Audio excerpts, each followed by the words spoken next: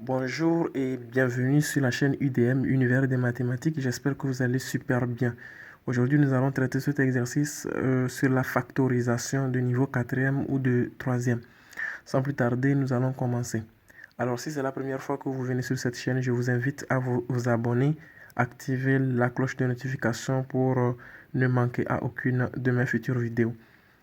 Alors, résolution. Bien, donc nous allons commencer en utilisant les propriétés de la factorisation pour décortiquer ce petit exercice. Bien, on demande de faire la factorisation.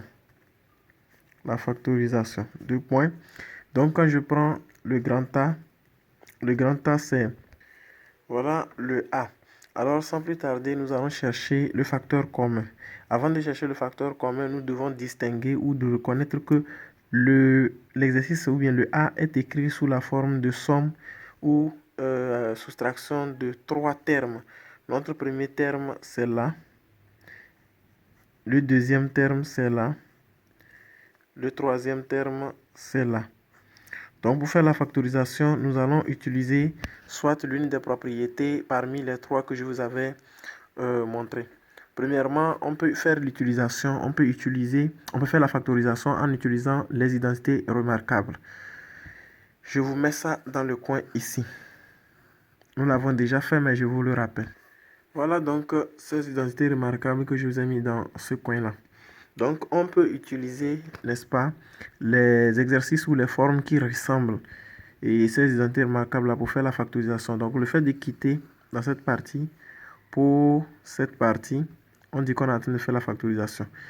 Donc, dans notre exercice ici, nous n'avons pas une forme où, comment je vais dire, si cela ne ressemble pas à l'une des identités remarquables. Alors, on peut utiliser donc la deuxième propriété.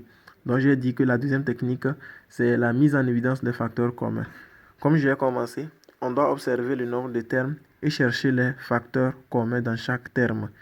Donc, c'est ce que nous allons faire ici. Et avant de continuer ou avant de commencer à faire ça, je termine en disant qu'il y a une troisième technique que je vous ai enseignée dans l'une de mes vidéos ici, en disant que on peut aussi utiliser la combinaison des deux techniques. Ça fait une troisième technique, une autre façon de faire. Donc, on peut d'abord, dans un exercice, utiliser la mise en évidence des facteurs communs et suivre l'identification, comment je vais dire, les formes des identités remarquables, ou alors commencer par les identités remarquables et terminer par la mise en évidence des facteurs communs. Donc, c'est très important de maîtriser cette technique-là. Donc, ici, on commence en disant que ici, nous avons combien? Nous avons 15x à la puissance 4. Ici, nous avons 25x à la puissance 2. Ici, nous avons plus 15x à la puissance 3. On voit déjà qu'il y a 5 qui est un facteur, parce que ici on peut avoir 3 fois 5, ici on peut avoir 5 fois 5, ici également 3 fois 5. Donc au moins nous avons x au carré et puis 5 qui est un facteur commun. Donc d'abord je vais écrire ça en décomposant pour que vous puissiez bien voir ça. Donc ça fait 3 fois 5x, enfin 3 fois 5x à la puissance 2 multiplié par x à la puissance 2. Je vais faire comme ça. Parce que déjà, j'ai 5x à la puissance 2 qui se fait voir. Et ici, j'ai 5 fois 5x à la puissance 2. Plus maintenant 3x fois 5x à la puissance 2. Alors ici, ça se fait voir clairement que nous avons 3x fois 5x à la puissance 3 et à la puissance 2 qui donne 15x à la puissance 3. Donc ici, nous avons le facteur commun, que nous pouvons mettre en facteur. Voilà. Donc ça fait 5x au carré. Facteur de ici, j'ai 3x au carré, moins donc 5 ici qui reste, et ici plus 3x. Et lorsque nous observons ça, nous voyons clairement que nous ne pouvons donc rien faire. Donc A est égal à 5x au carré, facteur de, je vais ordonner ça, 3x au carré plus 3x moins 5, puisque ce qui est dans les parenthèses ne ressemble plus à une identité remarquable. Supposons que ce qui est dans les parenthèses là respecte l'une des formes là. Vous voyez qu'en ce moment, nous pouvons utiliser encore l'une des identités remarquables pour pouvoir factoriser le A. Et c'est pour cela que je vous ai parlé de la troisième technique qui consiste à d'abord parler ou utiliser la mise en évidence des facteurs communs et après faire suivre les identités remarquable ou vice-versa. Donc, B. Donc, voilà le B. Là aussi, il faut voir que nous avons deux termes. Premier terme et ici deuxième terme, séparés par le signe plus. Voilà, le signe plus. Donc, qu'est-ce qu'il faut faire? Il faut tout simplement observer dans les deux termes pour chercher notre facteur commun. Ici, nous avons 2x moins 1 et dans le deuxième terme également 2x moins 1 qui se répète. Donc, rapidement, nous le mettons en facteur. 2x moins 1 et j'ouvre les accolades. Dans le premier terme, il me restait le facteur 3 moins x plus est au milieu. Dans le deuxième terme, il me reste donc 7x plus 4. Je ferme les accolades. Et chaque fois que vous faites une telle forme de factorisation, ce qui est mis en évidence, vous ne devez plus toucher ça jusqu'à la fin de l'exercice. Donc nous allons garder cela. 2x moins 1. Maintenant, dans les accolades, je développe. Donc ça me fait 3 moins x plus fois 7x. Ça fait 7x plus fois plus, ça fait plus, donc 4. Et j'ai réduit. Toujours 2x moins 1. Maintenant, ici, nous avons 7x moins x, ça fait 6x. Nous avons 3 plus 4. Donc, ça nous fait plus 7. Donc, ici, nous n'avons plus rien à factoriser. Si c'est que ici, on avait 6, on pouvait dire que il y a 6, on peut aussi le mettre en facteur et venir le placer devant ici.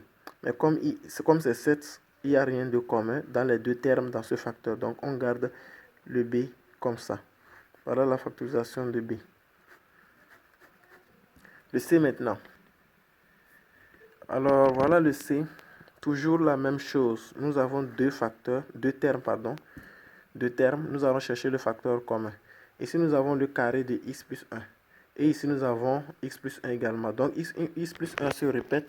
Nous allons donc le mettre toujours en évidence comme nous l'avons fait précédemment avec le B. Donc ici x plus 1. Maintenant accolade. Il me reste dans le premier facteur, dans le premier terme, 8 plus 4x. Et je place mon signe moins. Dans le deuxième facteur, il me reste encore x plus 1 parce qu'il n'y avait que le carré. Et j'ai mis l'un en facteur. Donc x plus 1 là. Je développe en gardant x plus 1 en facteur. Ici, ça me fait 8 plus 4x. Le moins multiplie le x parce que le moins qui est devant la parenthèse, ça veut dire que tous les éléments qui sont dans la parenthèse bénéficient de ce moins. Donc je fais le développement.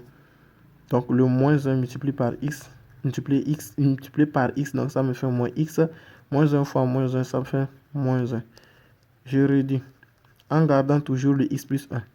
Facteur 2. Alors 4x moins x, ça me fait 3x. Maintenant ici 8 moins 1, ça me fait plus 7. Là aussi, il n'y a rien à mettre en évidence. Donc on garde le C comme ça. Le D maintenant. Voilà donc le D. Ici, qu'est-ce que nous remarquons? Nous remarquons que nous pouvons le mettre sous la forme de l'identité remarquable qui est a carré moins b au carré. Pour la simple bonne raison que nous venons de constater que nous avons des carrés parfaits. Nous avons dit que la définition d'un carré parfait, c'est le résultat d'un nombre qui se multiplie par lui-même. Ça veut dire que si j'ai 16 ici, c'est un résultat d'un nombre qui se multiplie par lui-même. Quel est ce nombre? 4. Donc je dirais 4 au carré, n'est-ce pas? Ça fait 16. Donc je dirais tout simplement 4x le tout au carré parce que le x aussi est à la puissance 2. Ici nous avons moins. Et 169 là, ça fait donc le résultat d'un nombre qui s'est multiplié par lui-même, qui n'est rien d'autre que 13. Donc 13 au carré donne 169. Nous voyons clairement que nous venons d'écrire ça sous la forme de a carré moins b carré. Nous pouvons donc factoriser cela en revenant chercher cette identité remarquable là ici. Donc lorsque nous voyons a carré moins b carré, nous pouvons le mettre sous la forme donc de factorisation a plus b, le tout facteur de a moins b, ou alors a moins b, le tout facteur de a plus b.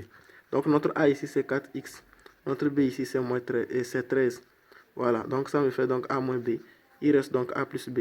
Donc 4x plus 13, et c'est tout la factorisation de d. Vous voyez qu'à chaque fois que vous marchez ou bien vous travaillez bien avec les propriétés, vous allez tout simplement bien faire. Alors je vous donne un exemple du cas dans lequel nous allons utiliser non seulement les identités remarquables, mais la mise en évidence des facteurs communs, qui est l'objet de notre troisième technique de factorisation. Donc voilà un exemple que nous allons utiliser pour faire cela. Donc ici, qu'est-ce que nous remarquons? Nous allons essayer tout simplement de décomposer cela. Le E, nous avons 25x à la puissance 3. Nous voyons qu'on peut donc dire ça fait 2x multiplié par 25x au carré. Ça fait toujours 2 fois 25, ça fait 50. X fois x au carré, ça fait x au cube. Moins maintenant 2x multiplié par 4. 2 fois 4, donc ça fait 8. Multiplié par x, ça fait 8x. Donc voilà la décomposition des deux termes. Dans le premier terme, nous avons 2x. Dans le deuxième terme, nous avons également 2x que nous pouvons mettre en facteur. Donc voilà la méthode ou bien la technique de mise en évidence de facteurs communs que nous allons utiliser premièrement. 2x facteur de 25x au carré moins donc 4. Ce n'est pas fini. À ce niveau, si vous encadrez, vous n'avez pas fini le travail. Donc vous devez constater que dans les parenthèses également, nous avons une autre observation à faire. Ça nous permet de constater quoi? L'identité remarquable qui est a carré moins b carré qui donne a plus b, le tout facteur de a moins b. Donc voilà cette deuxième technique également qu'il faut faire venir. Alors ça nous fait quoi? 2x, j'ouvre les accolades et donc je dis ça fait 5x au carré moins donc 2 au carré. Donc on voit clairement a carré moins b carré. Donc ça fait 2x facteur de 5x qui est notre a moins 2 qui est b, le tout facteur de 5x plus 2 également qui est b. Donc voilà la factorisation finale de E, où on a utilisé les deux techniques. Merci d'avoir suivi cette vidéo. On se retrouve dans une nouvelle séquence de vidéos.